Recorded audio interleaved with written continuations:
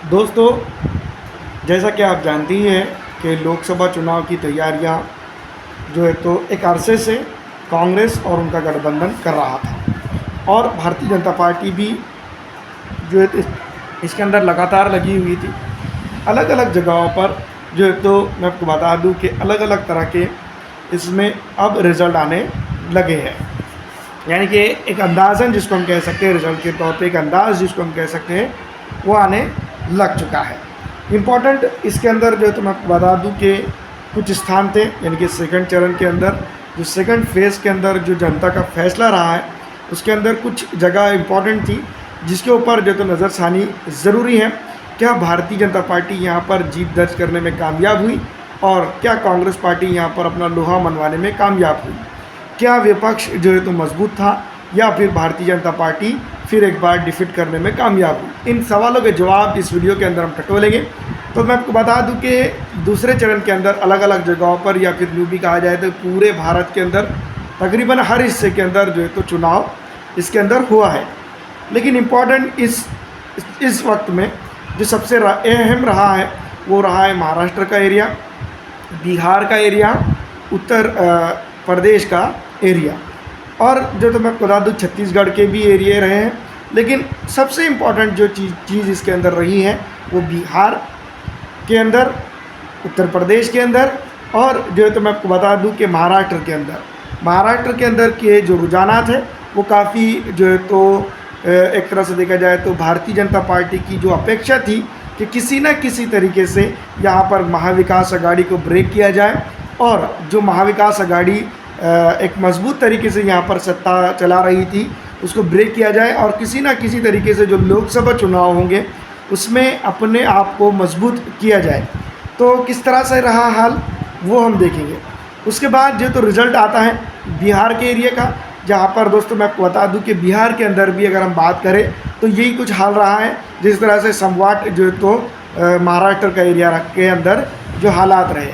महाराष्ट्र के अंदर भी जो है तो किसी न किसी तरीके से भारतीय जनता पार्टी, माफ़ कीजिएगा, बिहार के अंदर भी किसी न किसी तरीके से वही पैटर्न को इस्तेमाल किया गया बिहार के अंदर के जो है तो सत्ता चल रही थी आरजेडी और जनता दल यूनाइटेड प्लस कांग्रेस के अलग अलग पार्टियों के साथ, उसको ब्रेक किया गया।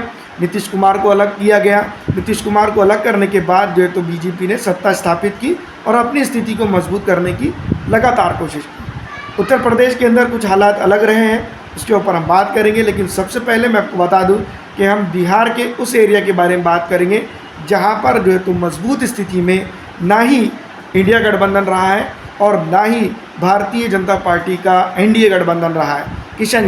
किशनगंज की अगर हम बात करें तो मैं आपको बता दूं कि किशनगंज के अंदर जिस तरह से माहौल बना है, ऑल इंडिया मजलिस इत्तेहादुल मुस्लिमीन ने ये साफ जाहिर कर दिया कि यहाँ पर जो तो किशनगंज के अंदर लोकसभा चुनाव के अंदर वो बॉस बनकर उभर सकती है। दूसरी तरफ मैं आपको बता दूं कि परिणाम जो भी आएगा वो आगे बता दिया जाएगा, जो तो उसके लिए इंतज़ार करने होंगे। लेकिन जिस तरह से मैं आपको बता दूं कि अनुमान लगाया जाता है तो यहाँ पर यही बात कही जा रही है तमाम तर पॉलिटिकल थिंक टैंकर्स के मुताबिक कि किशनगंज के अंदर ऑल इंडिया मजलिस इत्तेहादुल मुस्लिमीन के प्रदेश अध्यक्ष और मोर बैसा के विधायक अख्तर उल इमान साहब जो जीत दर्ज कर सकते हैं। क्यों? जिसकी वजह आप बखूबी जानते हैं, क्योंकि अख्तर उल इमान साहब ने पिछले 5 सालों के अंदर जो विधायक बन के वो रहे, 4-5 साल जितने भी दिन वो विधायक रहे, उन्होंने जनता के लिए काम किया है। और यहाँ पर जो तो मैं आपको बता दूं कि कांग्रेस और भारतीय जनता पार्टी जो विपक्ष में थी उन्होंने भी दोस्तों मैं आपको बता दूं कि ये बात समझ रहे हो कि कहीं ना कहीं कि अख्तर उल इमान साहब इस बार जो तो यहाँ पर जीत दर्ज कर सकते हैं। पूरे बिहार का हाल ये रहा कि पूरे बिहार के अंदर मैं आपको बता दूं कि एनडीए की कहीं ना कहीं जो सीटें थी वो उतनी तादाद में नहीं आते हुए नज़र आ रही है। इस पिछले दफ़ा जब लोकसभा चुनाव हुए थे तो 39 सीटें, 40 में से 39 सीटें दोस्तों मैं आपको बता दूं कि बिहार के अंदर मिली थी। एक सीट जो किशनगंज की थी वो कांग्रेस हासिल करने में कामयाब हुई थी, लेकिन वहाँ पर भी उस सीट के ऊपर अब अख्तर उल इमान का कब्जा होता हुआ नज़र आ रहा है। बिहार के अंदर दोस्तों मैं आपको बता दूं कि एनडीए गठबंधन ने कांटे की टक्कर दी है, लेकिन आरजेडी ने और कांग्रेस ने यहाँ पर पूरी तरह से जो है तो क्लीन स्वीप करते हुए नज़र आ रही है। दूसरी तरफ मैं आपको बता दूं उत्तर प्रदेश की हम बात करेंगे तो उत्तर प्रदेश की जनता ने इस बार खास करके मैं आपको बता दूं कि ये अनुमान लगाया जा रहा था कि अल्पसंख्यकों का जो है तो यहाँ पर जो तो सेकंड चरण के अंदर वोट ज़्यादा होगा, उसकी भी वीडियो हम लेकर आएंगे। लेकिन जो तो अल्पसंख्यकों का, खास करके मुस्लिमों का जिस तरह से सेकंड फेज़ के अंदर जो है तो बार बार विपक्ष और सत्ता पक्ष के ज़रिए से जो आह्वान दिए गए थे, उस तरह से जो है तो यहाँ पर वोटिंग नहीं हुई है, जिसके चलते कहीं ना कहीं समाजवादी पार्टी के जो है तो नेतागण फंस सकते हैं। लेकिन दोस्तों मैं आपको बता दूं कि समाजवादी पार्टी ने जिस तरह से यहाँ पर जो तो इंडिया गठबंधन के और मुस्लिम प्रत्याशी ना देने का जो है तो रिज़ल्ट देखने को मिला है, वो जो है तो मैं आपको बता दूं कि दूसरे चरण में यहाँ पर कांटे की टक्कर ज़रूर देते हुए नज़र आ रही है। भारतीय जनता पार्टी को यहाँ पर रोकते हुए ज़रूर नज़र आ रही है। यहाँ पर अगर कभी भारतीय जनता पार्टी को समाजवादी पार्टी और कांग्रेस पार्टी का जो गठबंधन है वो रोकने में कामयाब हो जाती है, तो रिज़ल्ट पूरे हिंदुस्तान के अंदर विपरीत दिशा में आ सकते हैं। तीसरी और अहम स्टेट जिसको हम कह सकते हैं वो स्टेट थी महाराष्ट्र। दोस्तों मैं आपको बता दूं कि दूसरे चरण के अंदर जो इम्पोर्टेंट स्टेट थी वो महाराष्ट्र इसलिए थी क्योंकि मैं आपको बता दूं कि पिछले पहले चरण के अंदर महाराष्ट्र के अंदर काफ़ी कुछ चीज़ें देखने को मिली, और दूसरे चरण के अंदर मैं आपको बता दूं कि महाराष्ट्र के अंदर जिस तरह से वंचित, मैं आपको बता दूं महाविकास आघाड़ी ने जो खेल किया है वो काफ़ी जो है तो सराहनीय रहा है। यहाँ पर मैं आपको बता दूं कि भारतीय जनता पार्टी को रोकने के लिए जिस तरह से जो है तो मुसलमान प्रत्याशी को ना देना, दूसरी तरफ मैं आपको बता दूं कि मुसलमानों को वोट के लिए भी जो है तो उतना कहा नहीं गया। लेकिन ये बात हम तमाम ही जानते हैं कि जिस दिन वोटिंग थी तो भर भर के रिक्शों से, गाड़ियों से जो है तो मैं आपको बता दूं पोलिंग बूथ पर मुसलमानों को लाया गया, और मुसलमानों को पूरी तरह से मैं आपको बता दूं कि प्रत्याशी से वंचित कर दिया गया। उसका भी रिज़ल्ट दोस्तों मैं आपको देखने को मिलेगा।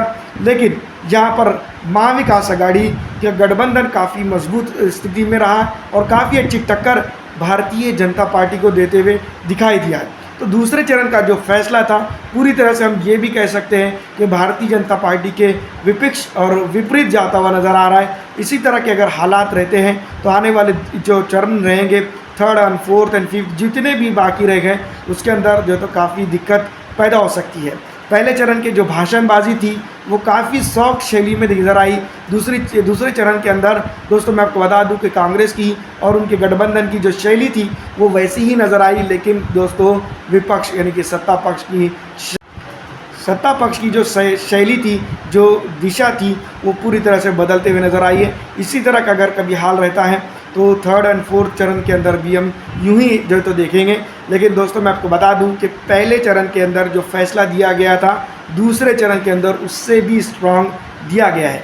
जिस तरह से विपक्ष कह रहा है कि इलेक्ट्रॉनिक वोटिंग मशीन, या फिर दोस्तों मैं आपको बता दूं कि जिस तरह से जो बातें कही जा रही है इलेक्ट्रॉनिक मशीन को लेकर वो सब सही रहता है और धांधलियाँ नहीं होती है, तो सत्ता से बेदखल होते हुए दिखाई देगा एनडीए गठबंधन, और सत्ता पर विपरीत मतलब सत्ता पर जाता हुआ नजर आएगा इंडिया गठबंधन। आपको क्या लगता है, मैं कमेंट करके ज़रूर बताइएगा। फिलहाल दोस्तों मैं आपको बता दूं कि जिस तरह से जो सत्ता का खेल है वो अभी बाकी है और अभी कई चरण बाकी है जिसके अंदर उलटफेर हो सकता है।